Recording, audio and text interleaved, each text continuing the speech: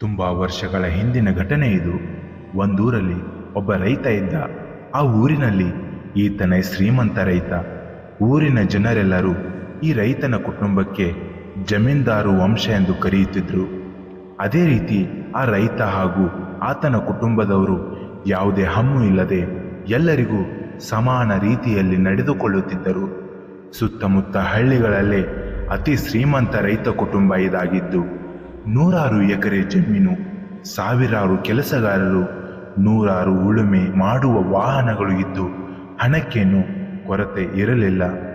ಆದರೆ ದಿನನಿತ್ಯ ದಾನ ಧರ್ಮ ನಡೆಯುತ್ತಿದ್ದ ಕುಟುಂಬದಲ್ಲಿ ರೈತನಿಗೆ ಒಂದು ಕನಸು ಬೀಳುತ್ತೆ. ಅದೇನೆಂದರೆ, ನೀನು ಇದೇ ರೀತಿ ದಾನ ಧರ್ಮ ನಡೆಸುತ್ತಿದ್ದರೆ ನಿನ್ನ ಆಸ್ತಿಯೆಲ್ಲ ಮಂಜುಗಡ್ಡೆಯಂತೆ ಕರಗಿ ಹೋಗುತ್ತೆ ಎಂದು ಕನಸಿನಲ್ಲಿ ಯಾರೋ ಹೇಳಿದ ಹಾಗೆ ಆತನಿಗೆ ಭಾಸವಾಗುತ್ತೆ. ಆ ಕನಸು ಬಿದ್ದಿದ್ದೇ ತಡ ರೈತನ ಚಿಂತೆ ಶುರುವಾಗುತ್ತೆ.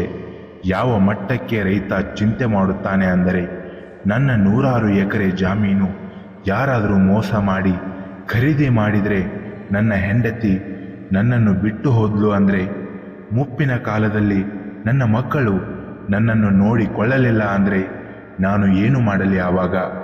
ಈಗ ನನ್ನ ಬೇಳೆ ಸುಂದರವಾಗಿ ಬೆಳೆದಿದೆ, ಅದನ್ನು ಯಾರಾದರೂ ನಾಶ ಮಾಡಿದರೆ ಅದು ಹೋಗಲಿ. ನಮ್ಮ ಊರಿಗೆ ಬರಗಾಲ ಬಿದ್ದು ಜನ ಸಂಕಷ್ಟಕ್ಕೆ ಸಿಲುಕಿ ನನ್ನ ಬಳಿ ಪರಿಹಾರ ಕೇಳಲು ಬಂದಾಗ ನನ್ನ ಹಣ ಎಲ್ಲ ಅವರಿಗೆ ಹೋಗುತ್ತಲ್ಲ ಎಂದು ಒಳಗೊಳಗೆ ಆಗದೇ ಇರುವ ವಿಷಯದ ಬಗ್ಗೆ ಚಿಂತೆ ಮಾಡಿ ತನ್ನನ್ನೇ ತಾನು ನೋಯಿಸಿಕೊಂಡು ನರಳುತ್ತಾನೆ.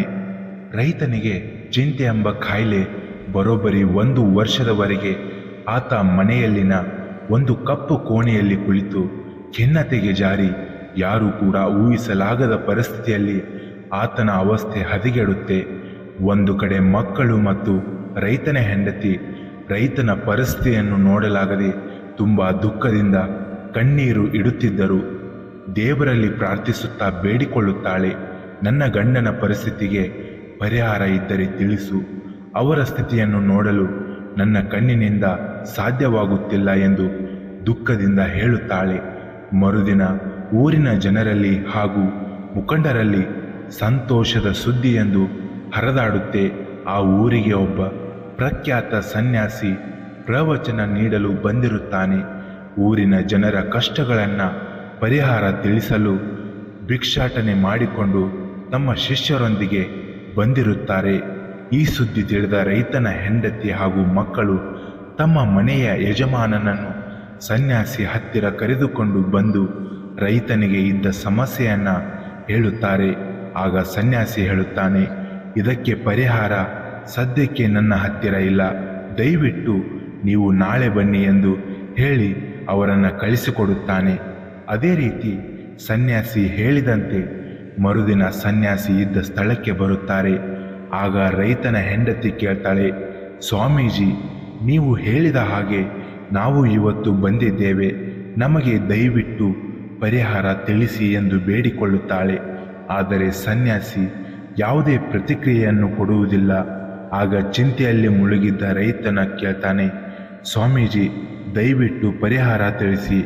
ಆಗ ಸನ್ಯಾಸಿ ರೈತನ ಮಾತಿಗೆ ಪ್ರತಿಕ್ರಿಯೆ ಕೊಡುತ್ತಾನೆ, ನಿನ್ನ ಸಮಸ್ಯೆಗೆ ಪರಿಹಾರ ನಿನ್ನಲ್ಲೇ ಇದೆ, ಅದು ಏನು ಎಂದು ನಾನು ನಿನಗೆ ನಾಳೆ ಹೇಳುತ್ತೇನೆ, ನೀನು ನಾಳೆ ಬಾ, ಆದರೆ ನೀನೊಬ್ಬನೇ ಮಾತ್ರ ಬರಬೇಕು ಎಂದು ಹೇಳುತ್ತಾನೆ.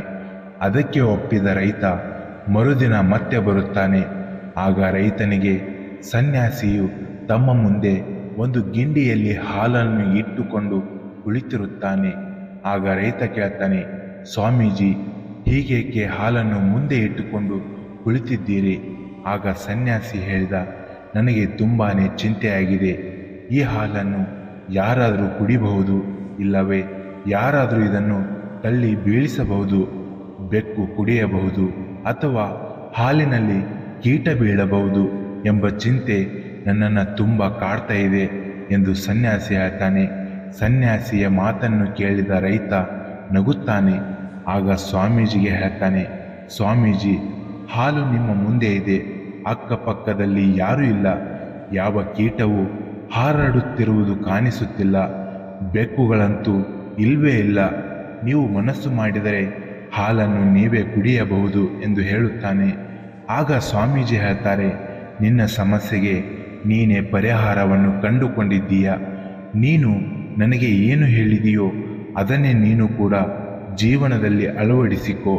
ವಿನಾಕಾರಣ ಜೀವನದಲ್ಲಿ ಆಗದೇ ಇರುವ ಘಟನೆಯ ಬಗ್ಗೆ ತಲೆ ಕೆಡಿಸಿಕೊಂಡು ಅಮೂಲ್ಯವಾದ 1 ವರ್ಷವನ್ನು ಹಾಳು ಮಾಡಿಕೊಂಡಿದ್ದೀಯ. ನೀನು ಏನು ಯೋಚನೆ ಮಾಡುತ್ತೀಯೋ ಯಾವುದು ಕೂಡ ನಡೆಯುವುದಿಲ್ಲ. ನಿನ್ನ ಹಣೆ ಬರಹದಲ್ಲಿ ಏನಿದೆಯೋ ಅದೇ ಆಗುತ್ತದೆ. ಒಂದು ವೇಳೆ ನಿನಗೆ ಸಮಸ್ಯೆ ಬಂದರೆ ಆ ಸಮಸ್ಯೆಗೆ ಪರಿಹಾರ ಅಲ್ಲೇ ಇರುತ್ತೆ, ಅದನ್ನು ನೀನು ಕಂಡುಕೊಳ್ಳಬೇಕಷ್ಟೇ ಎಂದು ರೈತನಿಗೆ ಬುದ್ಧಿವಾದ ಹೇಳಿ ಕಳಿಸಿಕೊಡುತ್ತಾನೆ. ಸ್ನೇಹಿತರೆ, ಈ ಕತೆ ನಮಗೆ ಏನು ತಿಳಿಸುತ್ತದೆ ಅಂದರೆ, ಯಾವುದೇ ಸಮಸ್ಯೆ ಹುಟ್ಟಿದರೂ ಕೂಡ ಅದಕ್ಕೆ ಪರಿಹಾರವೂ ಕೂಡ ಹುಟ್ಟಿರುತ್ತದೆ. ಭವಿಷ್ಯದ ಬಗ್ಗೆ ಚಿಂತೆ ಮಾಡಬೇಡ. ನೀವು ಮಾಡುವ ಕಾಯಕದ ಮೇಲೆ ನಂಬಿಕೆ ಇಡಿ, ಆತ್ಮವಿಶ್ವಾಸವನ್ನು ಬೆಳೆಸಿಕೊಳ್ಳಿ. ಇನ್ನಷ್ಟು ಹೆಚ್ಚಿನ ಮೋಟಿವೇಶ್ನಲ್ ವಿಡಿಯೋಗಳಿಗಾಗಿ ನಮ್ಮ ಚಾನೆಲ್ನ ಸಬ್ಸ್ಕ್ರೈಬ್ ಮಾಡಿ. ಧನ್ಯವಾದಗಳು. ಜೈ ಹಿಂದ್, ಜೈ ಕರ್ನಾಟಕ ಮಾತೆ.